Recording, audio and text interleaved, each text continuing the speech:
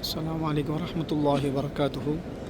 இதுதான் அஸ்ஹாபே சுஃபா, திண்ணை தோழர்கள். ஸல்லல்லாஹு அலைஹி வஸல்லம் காலத்தில் சஹாபாக்கள் இங்கே தான் அமர்வார்கள்.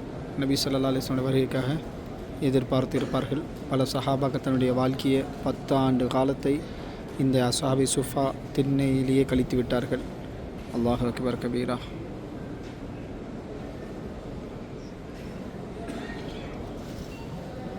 நபி அலைஹி ஸலாத்து வஸலாம் அவங்க தஹஜ்ஜுத் தொழுத இடங்கள்.